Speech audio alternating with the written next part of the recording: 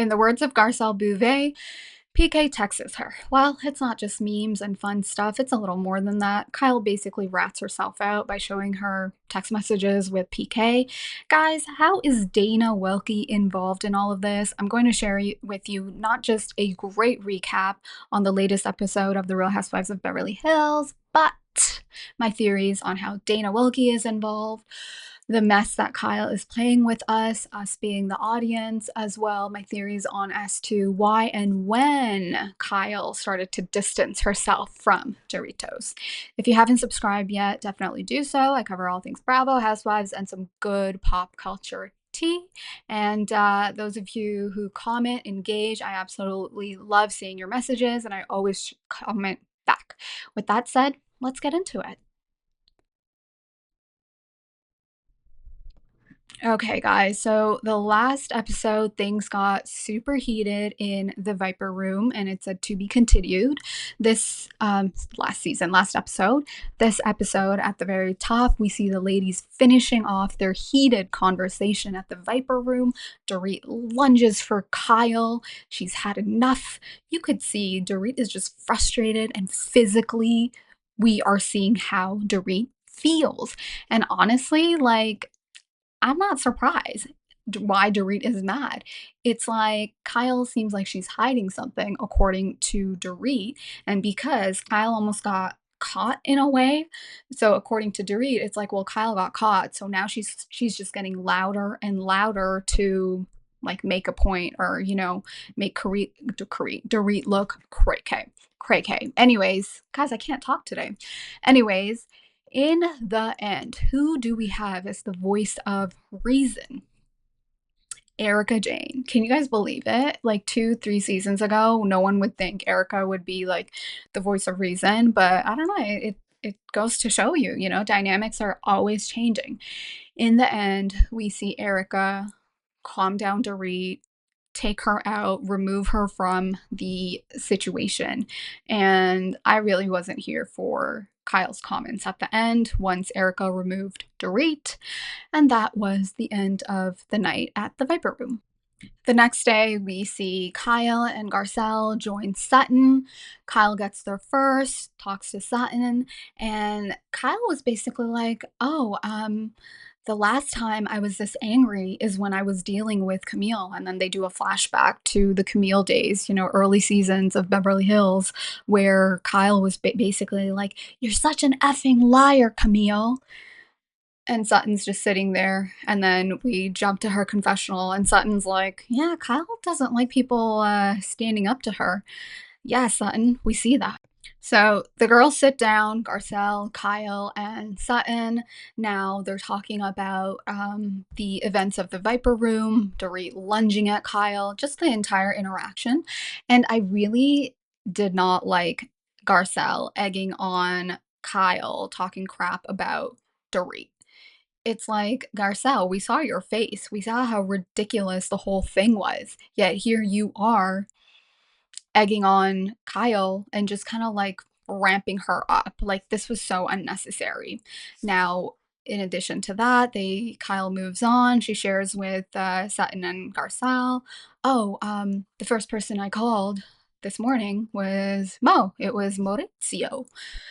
The girls look at her. We, the audience, we're looking at Kyle like, that's interesting. Aren't you guys like separated? And he's, out and about town with these like Instagram models, not just like Instagram models from like LA. These are like Instagram models like worldwide. So, when you have bajillions of dollars, the world truly is your playground. But I digress. So Kyle shares how she calls Maurizio, and she basically tells him, like, oh, I don't think I could be friends with PK because of Dorit. And according to Mo, he thought that was, like, silly. It is and it isn't. So I see why Dorit would be mad, but the way they were all friends, it kind of makes sense why Kyle and PK would still at least be friendly. But because Kyle and Dorit aren't in a good place, I totally get why Dorit is pissed off. Like, why are you texting my man? Sutton, girl, Sutton really went there. Sutton brings up, but you also had infidelity in response to what Garcelle had brought up. Garcelle was like, "Oh, isn't like um, your stuff similar to Dorit, but like not the infidelity?" Like Garcelle's kind of like I don't know, tiptoeing around the whole thing with Kyle because for years we've been, the buzz has been, it's the Kyle show, which it does seem like it.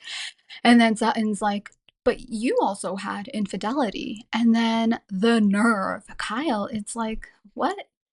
Who did? She's just playing like she's this little bird and she has like no idea what's going on.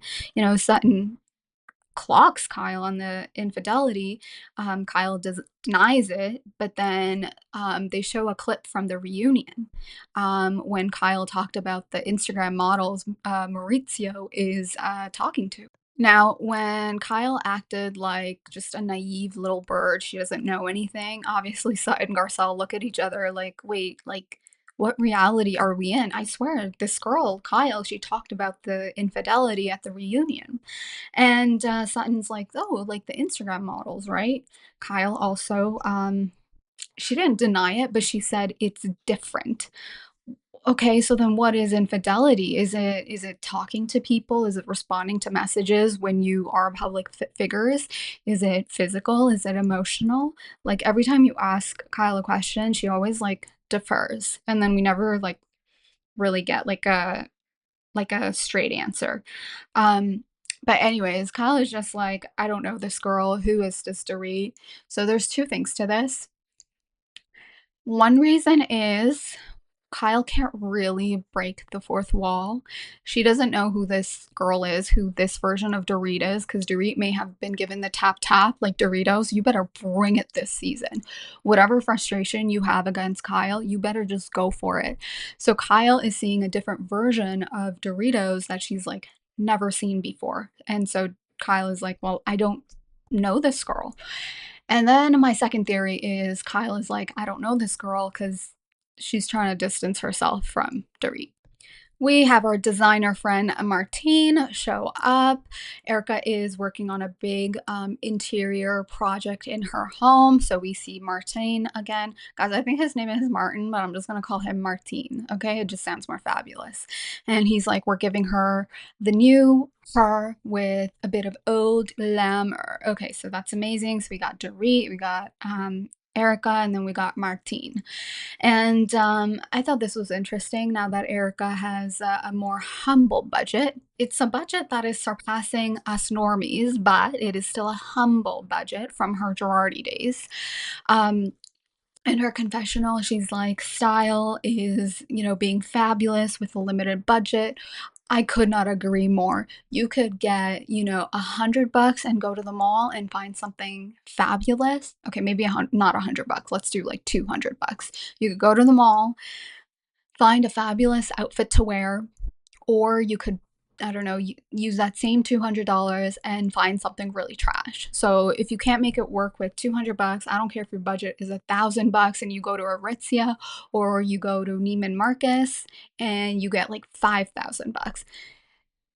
If you're tacky, your outfit's going to be tacky, and I don't care what the budget is. So I agree with her. Now, in Erika's confessional, she also said when Tom Girardi's second wife left him, she brought in an 18-wheeler, and that lady took it all. But in Erika's case, she had limited time to leave this man, and she was very quaint about it. She didn't take too much. And she's lived in this house for about 3 years now, and only now she's finally thinking about revamping it and adding new furniture. Look, guys, if you cannot buy a new house, you can always refresh your space, add in some new furniture, add in some new trinkets, add in a new wallpaper. There's so much that you can still do to revamp your space.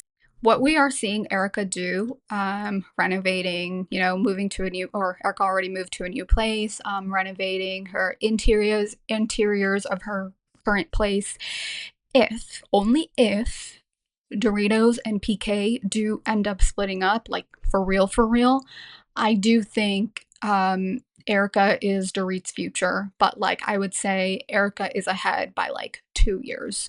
So I would say if Doritos and PK are splitting up, it would take maybe like a good year or so, and then maybe like another year later, she would finally end up getting her own place, moving the kids, and it's a whole process. So I would give it 2 years. So, as Erica and Dorit are furniture shopping, they have a moment to sit down, catch up, just kind of like debrief what happened the night before or at the Viper Room.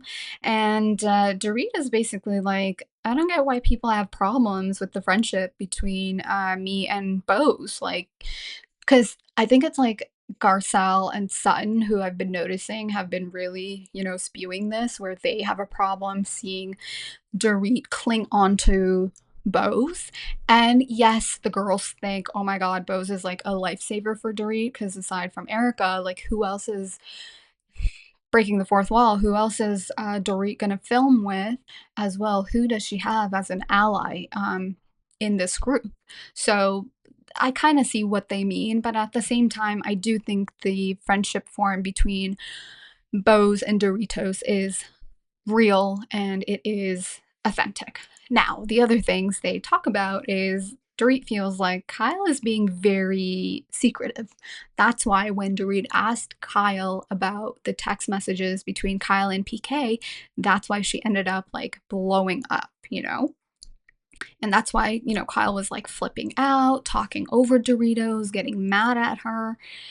It was odd behavior. And Erica and Dorit, they were even saying, like, you know what, like the friendship was headed in a better direction, but you ask Kyle one thing, and if she doesn't want to give you a straightforward answer, it's like she'll just like talk over you, she'll kind of like ice you out, anything but take accountability and be truthful is what we're saying.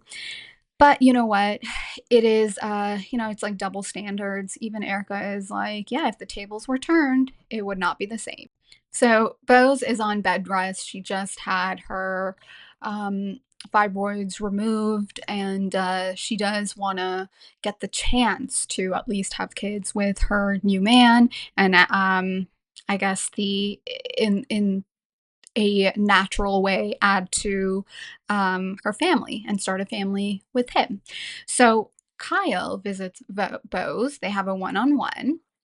And this conversation, I think, is quite pivotal in the season. Kyle visits Bose, and she's just like, they're trying to like make it seem like it's something inappropriate between me and PK. Like literally, it's just like memes and stuff. And then Kyle is like, she doesn't like share anything. And they're talking about the different levels of friendship. Bose is talking about how she has a girlfriend where this girlfriend, when she sees Bose hanging out with other friends, she makes like a big deal of it. And so Kyle's just passing it off like, yeah, like Dorit is like that type of friend. And then she moves on to saying how Dorit doesn't share anything. So I absolutely love how the editors were ready. They were showing, back like to 1 or 2 years ago, Doritos was very open with Kyle about Doritos and PK and how they're not spending enough time together. This is causing a rift between her and PK, even though now in 2024, Kyla's telling Bose, oh, she doesn't share anything with me about her and PK. And then Bose, in her confessional, she's like, that's weird that Dorit hasn't shared anything to Kyle, considering they've been like friends for so long. But the moment I met Dorit, she said it all to me, like literally, like the moment, like we saw it in real time, since it's on the show. Dorit meets Bose, and she literally tells Bose, "Hi, I'm Dorit, and I'm going through a separation." Dorit in her transatlantic accent. Um, I love how Pose is just clocking Kyle and like putting all the pieces together in real time, and like we're watching her, and that we're getting like the best confessionals from Bose. And then this is where things get kind of heated. Kyle here is talking about the dumb rumor that people were spreading about Dorit and Maurizio. Let's take a look. Show you. It was a stupid rumor, but I'm just going to show you. Oh, Lord. I feel like this is getting worse. There's a whole rumor started because they're like, Dorit is way too touchy-feely with Mo. You made it home. And there was a whole rumor about how Dorit has a thing for Mo, and it was all over the internet. She had to go and defend it, and this and that. So don't even get me freaking started about sending stupid memes. Yikes. Okay? Tit for tat. Please. Tit for tat. Out of principle, I'm not going to sit there and pull out my phone and say, oh, here is That's what she wants you to do. Oh, okay. Well, out of principle, she can right off. Well, that's not happening. Okay. Ooh. They say a hit dog gon' holler. Kyle is hollering. Guys, this rumor about Doritos and Maurizio, the difference is we, the viewers, started this rumor about Doritos and PK. And that has nothing to do with Dorit doing something. If anything, I think her and PK responded in a pretty respectable manner. So why the heck is Kyle mad at Dorit for that? Like, Kyle messaging PK and Doritos and Maurizio, a rumor about them via us, the public, they're not one and the same. This is where things get messy. Do you guys remember Miss Did You Know 25,000?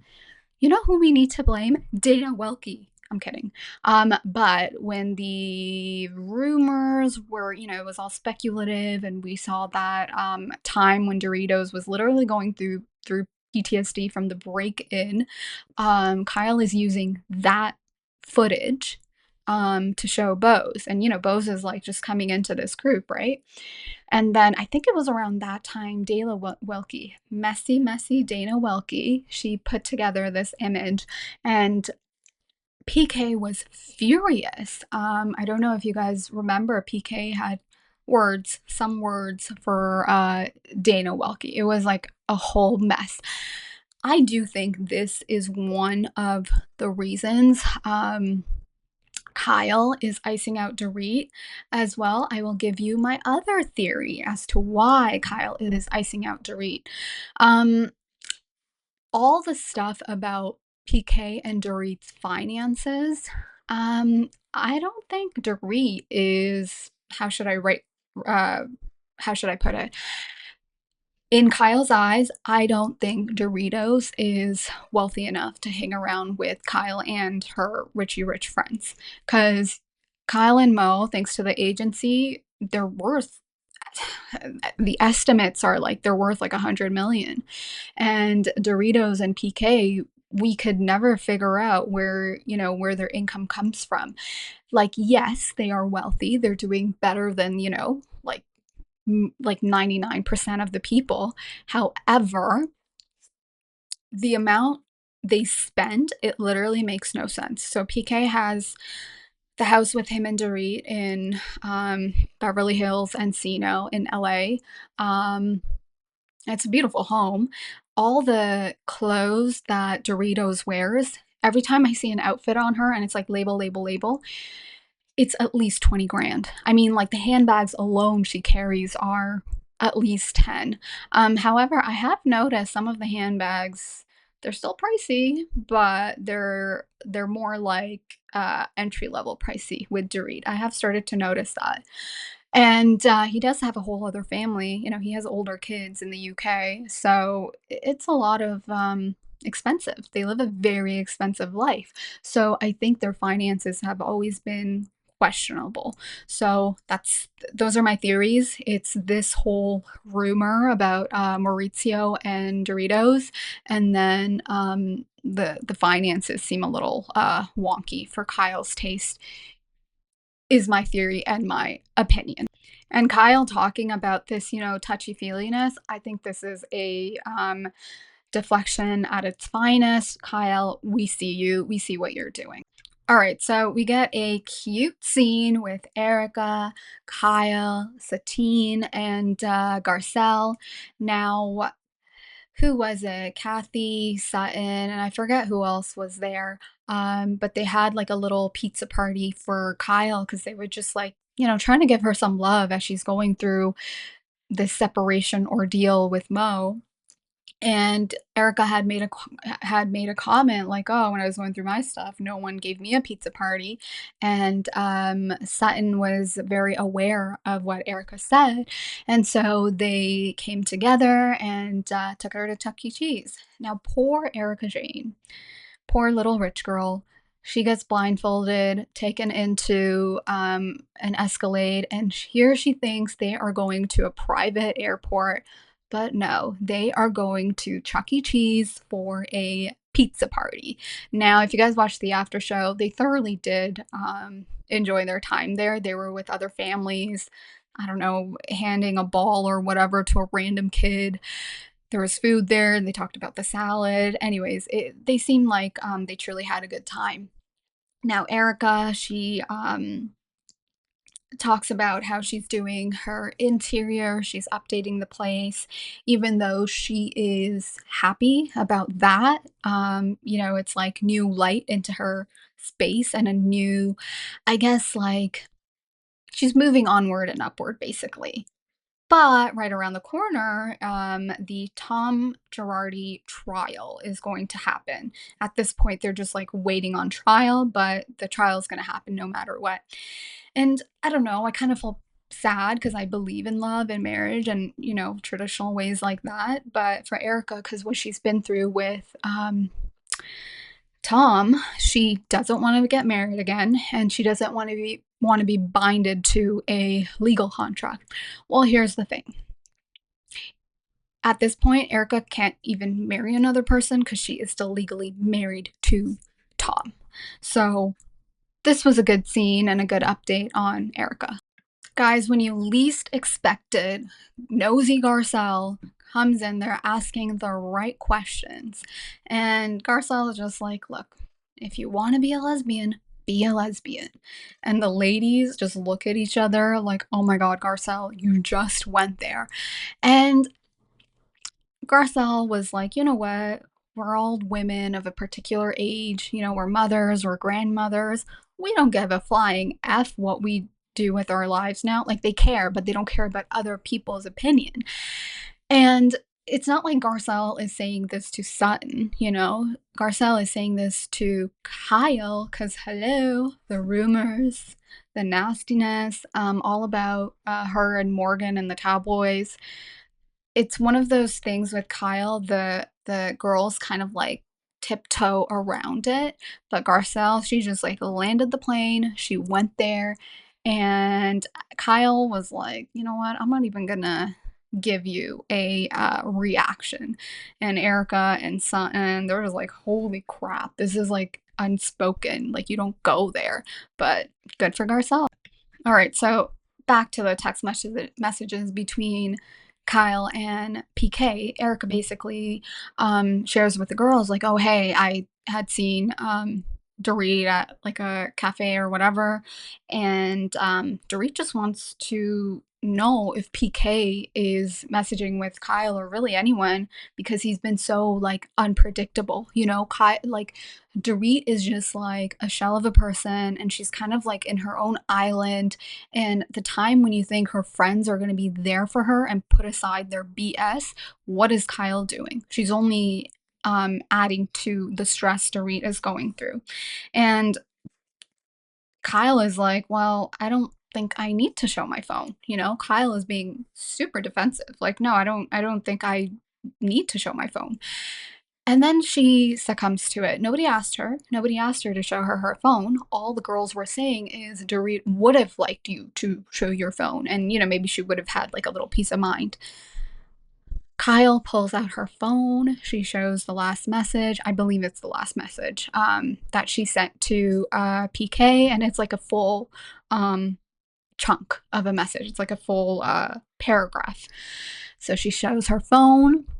And the ladies are in shock. They're like, this is not just memes, They're sharing things about Dorit and their relationship.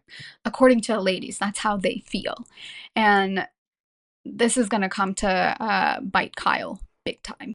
Let's actually take a look at what the message said. I know you have a lot of friends, but I am also one. And if you need me, I've never repeated anything you shared with me and never would, meaning you can trust me always. Well, keep sending memes and won't forget laughing emojis. It is heartfelt, but it is a little more than memes. I don't know what else to say. Kyle should have just come clean to Dorit and said, he's also my friend. I did check on him. And in addition to that, we also send each other memes. I think if Kyle was just, honest about it from the get go, we wouldn't be here. And Kyle and Doritos could have continued to move along their friendship in the right direction. Guys, remember how I said Bose has been such a great addition, and in real time, we are seeing her put the pieces together, and she is pivotal in the whole text message gate. I don't know what else to call it. We see Garcelle make a trip to see Bose, and Garcelle didn't get flowers for Bose. She brought food, and honestly, when your friends, your neighbors are going through something, flowers are great. Flowers are a great thought. Get them food. Food is what they're really gonna need. All right, so Bose is like, look, this is like juvenile that it's like silly that a the ladies are not here for the friendship between Bose and Dorit. And Garcelle is funny. She's like, she talks a lot. Like sometimes I appreciate the details, but she just talks a lot. She doesn't listen. I don't know. I think the lady's making a big deal out of, Bose and Dorit being friends. Like whatever, let Dorit have a friend. If you're not going to be her friend, let Bose be her friend, Like why do you care? And in the after show, Jennifer Tilly made a really good point. Jennifer Tilly's like, Bose is a problem solver. Bose met Dorit. Dorit has problems. Bose wants to fix those problems. I thought that was, kind of funny, and I got like a good chuckle out of that. But Bose feels bad for Dorit. Like she's going through the stuff with her family. Is she gonna stay married? Is she not? Is she gonna work her problems with PK? Are they gonna work it out? And then she has problems with her girlfriends when this is the time she needs them the most. So, Bose feels for her. All right, remember how I said Kyle sharing the text message between her and PK with the girls is going to come to bite her? Ooh, ooh, we are seeing the inner workings of it already. So Garcelle shares with Bose, oh, the other day when we took Erika to Chuck E. Cheese, Sutton was there, Kyle was there, and Kyle actually shared her text message to PK, and she lets Bose know, not word for word, but she kind of paraphrased like what the extent of it was. And we see Bose losing it. She is just like, oh my God, Kyle does not understand the definition of friendship. And in her confessional, she's just like, this is not just like memes and jokes. Kyle full out like lied to us. So, guys, the episode ends here. It ended on another high. This one wasn't like anxiety inducing type of a high, like what we saw at the Viper Room in last week's episode. But wow, that is some good tea as Garcelle and Bose are putting the pieces together. And we got the clips, from Kyle sharing it, and then the clips from previous seasons. I'm loving it. It's a great season. All right, so I'm going to share with you guys my last theory. I think it's a good one. Hear me out. Okay, so this is not the picture Kyle was sharing. She was sharing this hug that Dorit and it was what PK was hugging Mo. It was after the whole the whole break-in incident. Dorit was kissing Mo. She probably meant to kiss PK. Dorit was distraught. This is the actual image Kyle was showing, but I think her fighting with Dorit about nonsensical stuff is honestly her deflecting. Her toying with the audience and the ladies and being like, look over here, I'm gonna fight with Dorit. Meanwhile, none of you are gonna ask me questions about Morgan Wade, not Wallen. I haven't said that in a long time. This is my theory. And I don't know if Kyle is like a silent producer on the show. It feels like she has been all these years. I feel like she's almost in on it. Like, yeah, sure, show the flashbacks between, you know, me and Dorit or whatever. Just don't say anything about Morgan. Guys, if you think I'm on the money with my theory, let me know. This has been another fantastic episode from the Beverly Hills ladies. They always hit it out of the ballpark. The season, we're still, you know, only a couple episodes in. The next episode is when the ladies are in their bathrobes and Kyle has her big walkout. And while the ladies were filming, we did see paparazzi shots of this. And so the text message between her and PK definitely is the catalyst for her walkout. If you enjoyed this recap, my insane theories, or maybe they're not so insane, definitely like, comment, subscribe, you know, and if you're listening to it, give it a review. And I will catch you all later, and I will keep the recaps going.